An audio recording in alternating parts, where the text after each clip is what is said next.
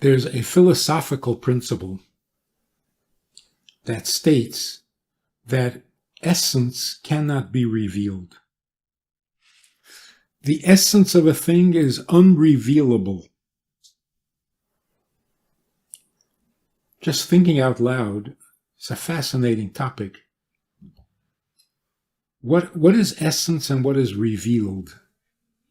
What does it mean to reveal something? And why is essence, by its nature, not revealable?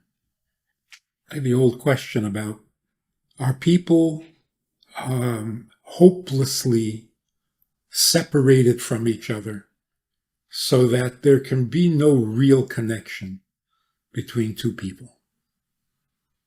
And that's why we always feel like nobody knows me, nobody understands me, nobody sees me for who I am.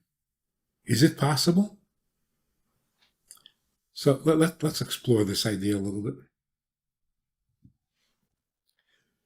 That which is the essence of whatever object or creature we're talking about, the essence of it is unshareable, meaning I can't give you a piece of myself. I can't. Because myself is indivisible. The self, meaning the essence, can't be chopped up into pieces. And that's why the atom, which we thought in the olden days, we thought the atom was the essential substance. But when it was discovered that an atom can be split, then we realized it's not an essential substance, because essence can't be divided. So here's what happens. If I can't give you a piece of myself, I don't want to give you my entire self, because that would annihilate me. Therefore, we are absolutely irrevocably separated. You can't get to my essence, I can't get to your essence. So what does revealed mean? Revealed means I take a non-essential part of myself and offer it to you. That's called revealed. So in a very simple example, if I'm standing in front of you, you're going to see me, which means I am visible. But what's actually happening, the external part of me, the non-essential part of me, is available to you. So yes, you can see what I look like. Why? Because what I look like is not my essence. So I can give away that which is not my essence. What does it mean, give it away? It means I can separate it from me and I can separate me from it. I can distance myself. The most gross example is I can say things and not mean it at all. I can tell you 2 and 2 is 5, and I don't believe that for a second. I know it's 4. So if I know it's 4, I'm convinced it's 4, and it really is 4, how is it that I can say that it's 5? So what does that show?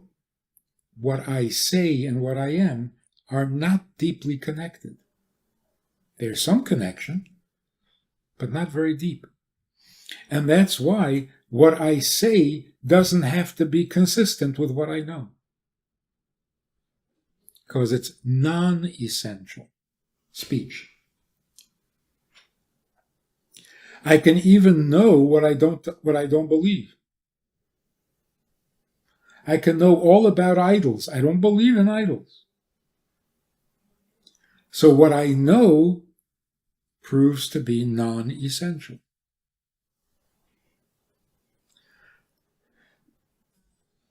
In the essence, there can be no contradictions. I can't be and not be. I can't know that 2 and 2 is 4 and not know it. I mean, obviously, that's just a contradiction in terms. So in my essence, I cannot separate myself. I can't distance myself from what is really me. And if I can't distance myself from it, then I can't detach it from myself and let you have it, see it, know it, hear it.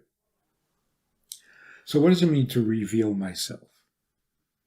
To reveal myself means to detach, disconnect from the non-essential part of me so that you can see it, hear it, and know it. Make it a little more clear. The part of me that is not essential is adjustable. I can say things to you that I don't mean, and I can say it in your language. I can say it in a way that makes sense to you. I've adjusted it to you by separating it from me. But that which is really essentially me, I can't do that. And that's why when it comes to something really, really close to my heart, I can't. It'll come out as it is, not the way you could appreciate or understand or hear it. When essence comes out, it's just me. It is not catered or tailored to you. Why? Because essence cannot be revealed. It doesn't mean I can't tell you. It means I can't tell it to you your way. It's just going to come out my way. And you probably won't understand me. And that's why we are correct in feeling nobody really knows me. I talk, I express myself, I'm very articulate. In fact, I don't even stop talking. I'm always telling everybody about myself, and nobody knows who I am.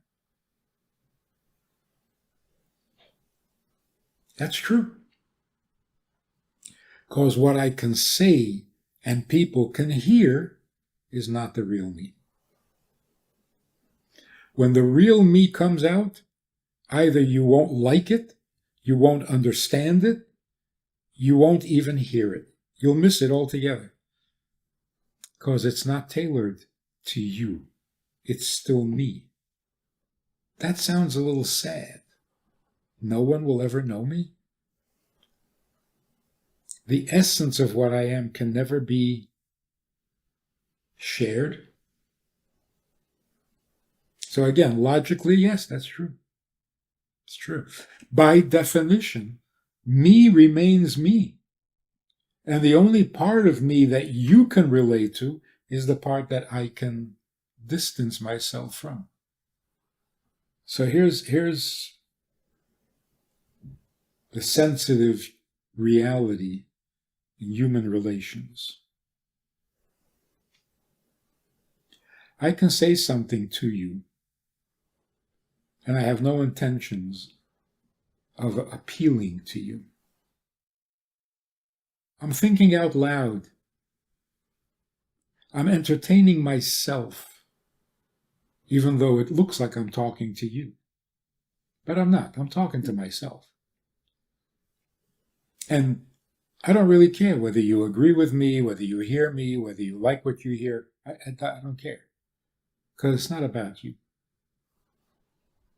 It's about me expanding myself outward, but not for you. Now you could say, oh, so you revealed yourself. Not really. I extended my borders. I broadened my borders. I'm taking up more room now. There's more of me out there, but it's me. It's not meant for you. And It doesn't matter whether you get it or not. It's like people who like to hear themselves talk. So it looks like they're talking to you, but they're not. Sometimes, for technical reasons, I need to tell you something, but I don't want to. I'm going to do it because I have to, but I don't want to. Meaning I'm not interested in you, which means I'm not stepping out of myself. If I don't step out of myself, then I am still being me. If I'm being me, you won't get it.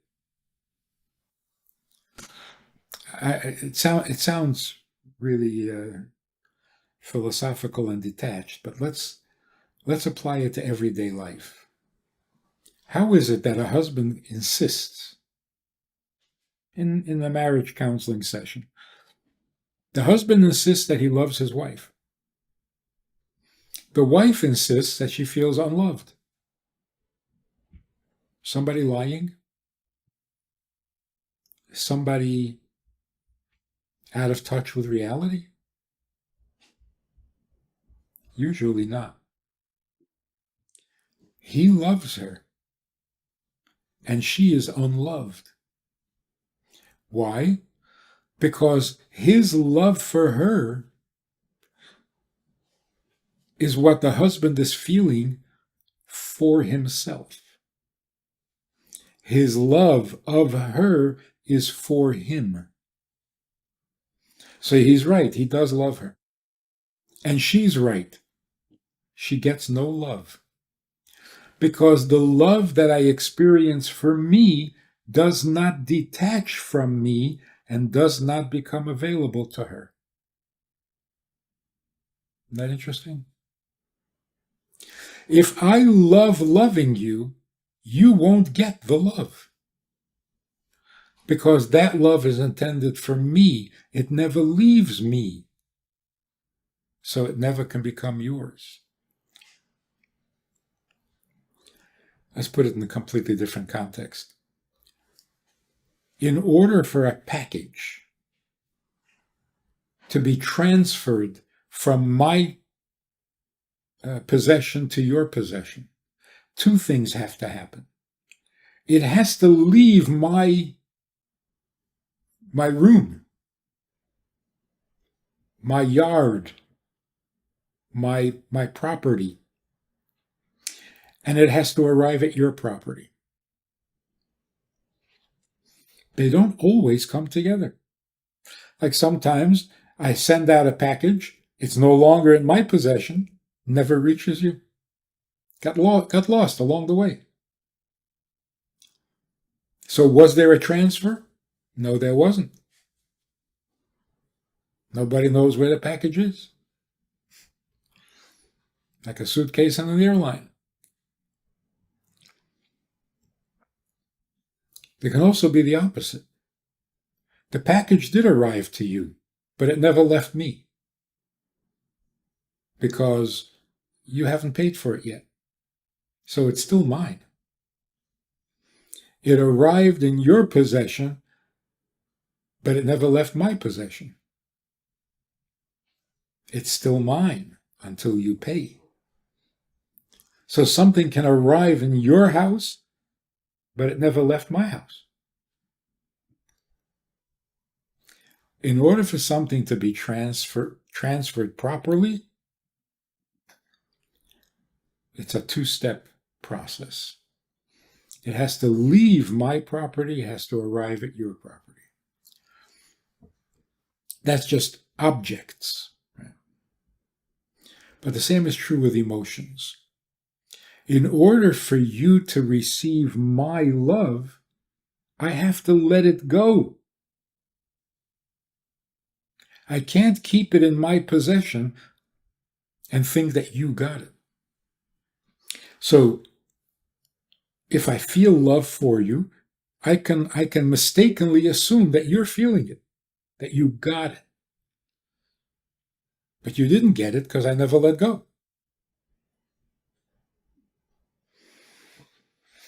Maybe that's what we mean by unconditional love. Unconditional love means I let go of a love, now you have it. I can't take it back. I've lost control. I've given it away. It has left my possession. So if I love you conditionally, it means I'll love you if the condition is not met, the love is not yours. Like, I delivered a package to your house, but you haven't paid for it. It's not yours. It's still mine. So the husband says, I really love my wife. The wife says, get no love from him. They're both telling half the story. She says, the problem is I'm not getting it.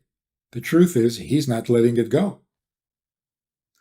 He thinks I have a love for her, and I let it go, but she's not getting it.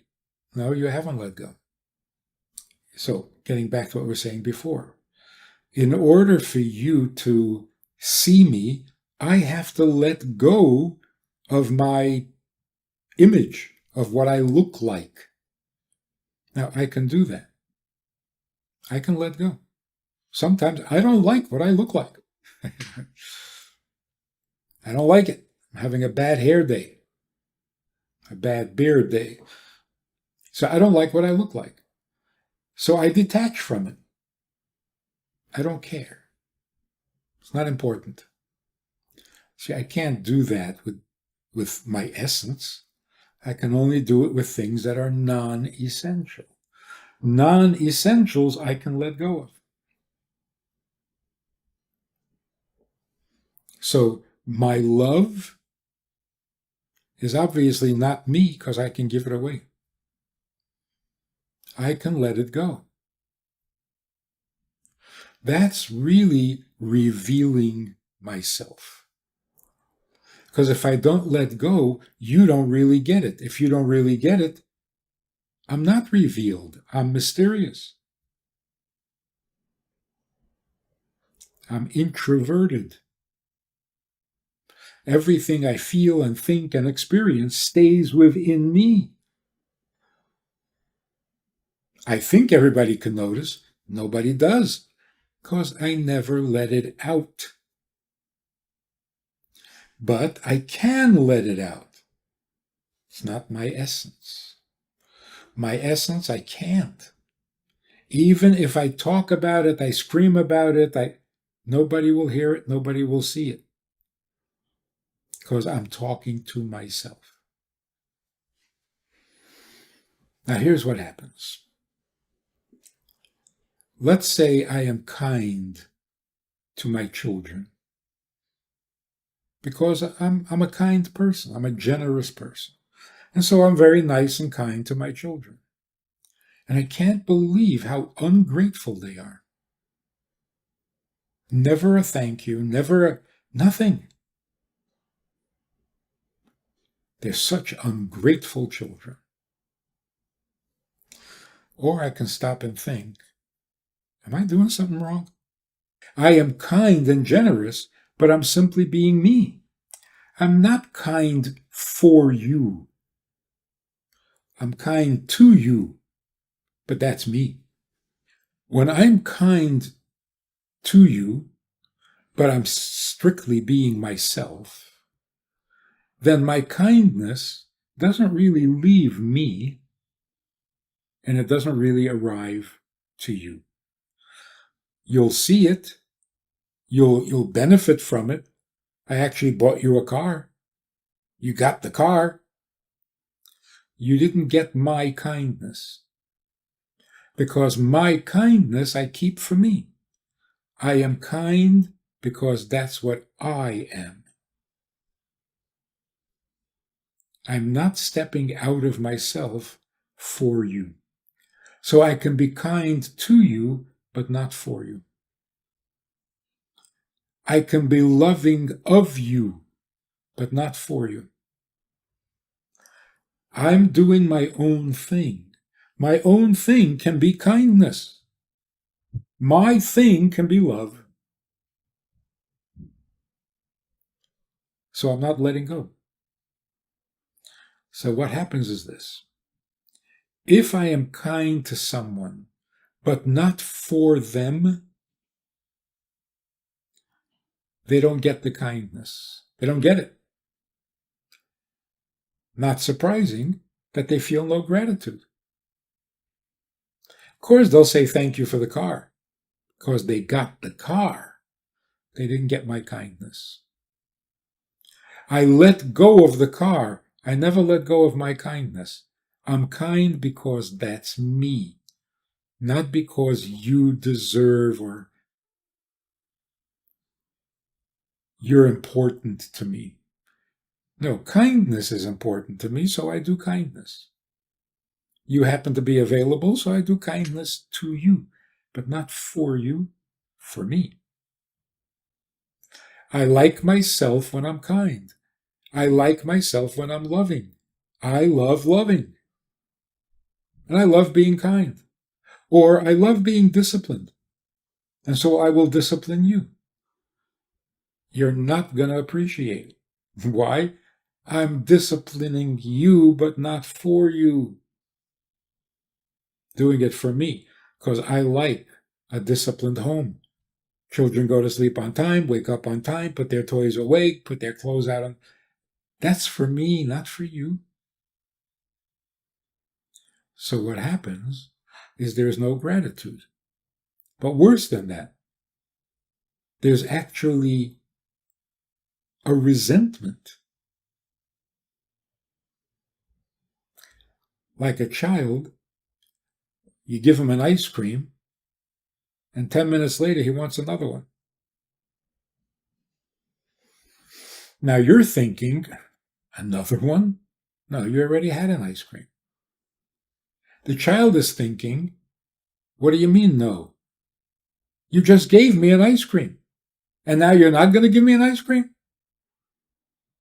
In other words, to the child, the ice cream you gave now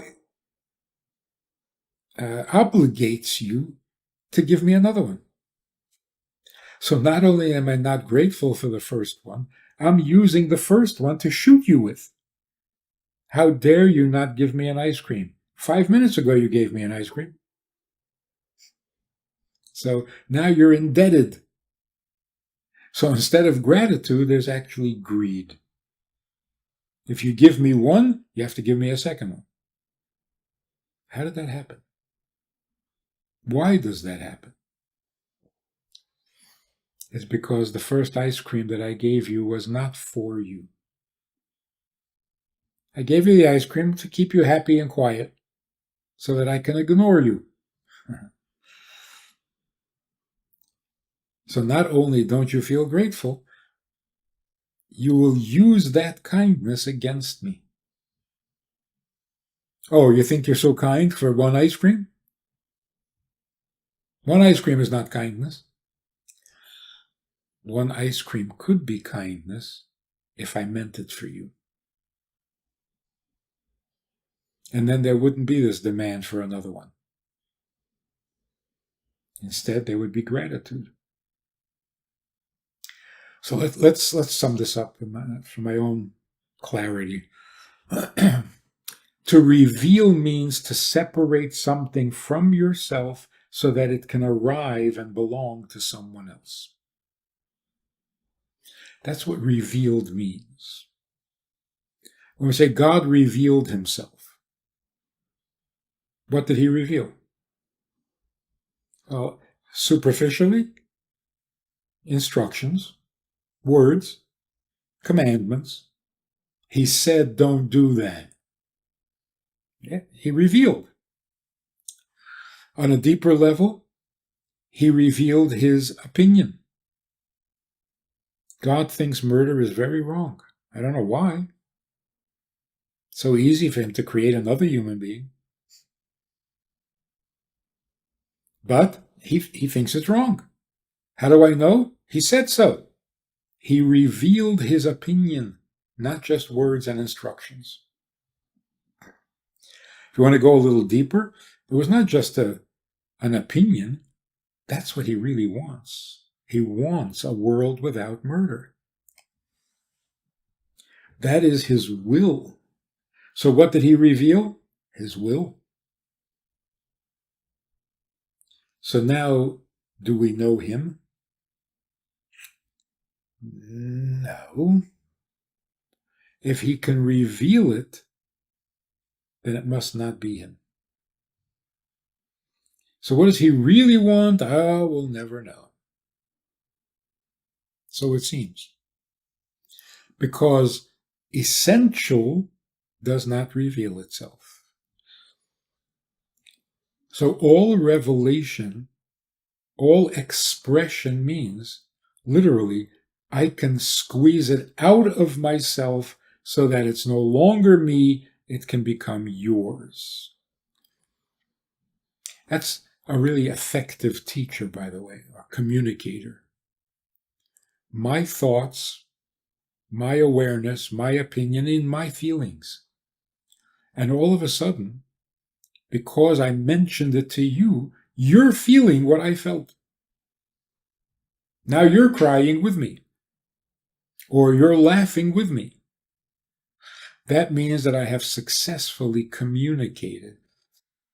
What made me cry is now making you cry. How did that happen? Because I separated it from me and gave it to you. It's going to make you feel what it made me feel. But if I'm not separating from it and I tell you my problems, you'll, yeah, that's very sad.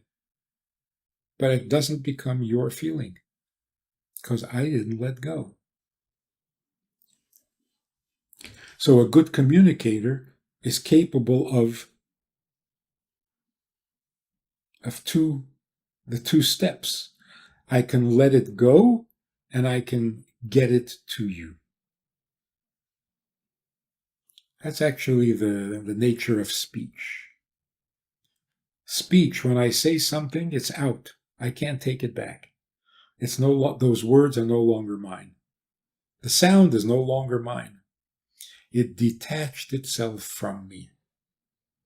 And that's why it can really become yours, and you can feel what I feel, know what I know,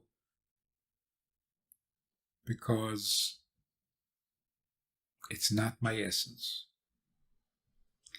So here's the punchline. Is there any way that essence can convey itself?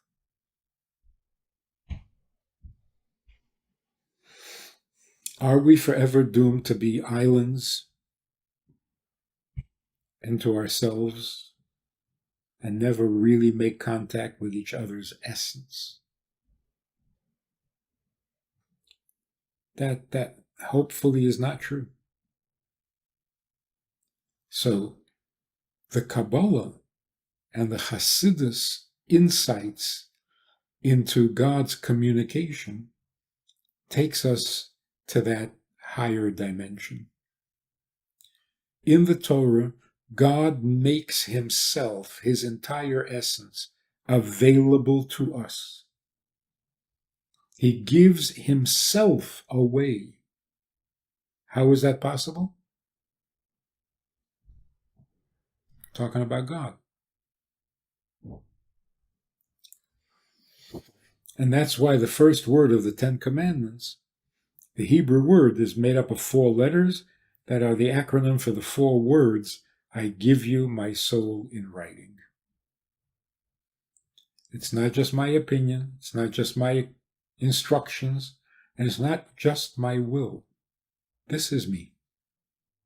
And I'm giving it to you in writing. I'm giving myself to you. And now it's yours. Now you can feel what I feel. You can be what I am. This week's Torah portion. Be holy, for I, your God, am holy. Wow. Now, holiness is not the essence. There's more to God than being holy. But the idea, God says, I'm holy, you can be holy with me. If you take that up a step, I am godly, you can be godly too. That's a sharing of the essence. But here's what happens. The sharing of the essence cannot come through ordinary channels. That process, I let go of it, and now it can become yours, that does not apply to essence, because I can't let go of essence. So how does my essence communicate with your essence? If our essences are related, if they're the same, then my essence can communicate with your essence. And that's what it means. Love your fellow Jew as yourself. Appreciate what this means. You have to love everybody. You have to love the stranger. You have to love the convert. You have to love God. It doesn't say love God as yourself. It says love your fellow Jew as yourself. Meaning, your essence and every other Jew's essence is the same essence. So you can connect to another person essence to essence if your essences are the same. So when you love the Jew in you, then you love the Jew in whoever is Jewish. Essence to essence. And that's why you have to love the stranger, but not like yourself. It's not an essential love. It's a shared love. How do you share? You let go and give it away to somebody else. So can we share our essence? If you find a common essence, we are all God's creatures. On that level, yes, we can share our essence. Because my essence, being a creation of God, is the same as your essence, and therefore essence to essence unites. So to sum it up, there is revealing and sharing, and there is uniting. On the non-essential level, there's sharing by revealing. On the essential level, there's just uniting. And that's what a soulmate means. A soulmate means you're not communicating, you're not connecting through revealing, you're connecting because you are of the same essence. Soulmates. Where does the love come in? Well, compared to uniting, love is feeble. Love is a cheaper version of union. Because when two people love each other, they get closer to each other. They don't unite. They don't merge. They connect. So that's the result of the union. Somebody you are united with, you're naturally going to love. You're going to express. So if you're sharing essence, obviously you're going to share your non-essence. If you're giving yourself, your essential self, you certainly will give your non-essential self, which you can give to a stranger too. You'll certainly give it to the one you're united with.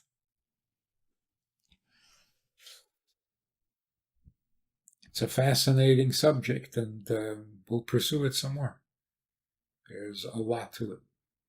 If you enjoyed this conversation or this topic, and you're looking for more information, or you want to hear it again from another angle, there's a way to do that.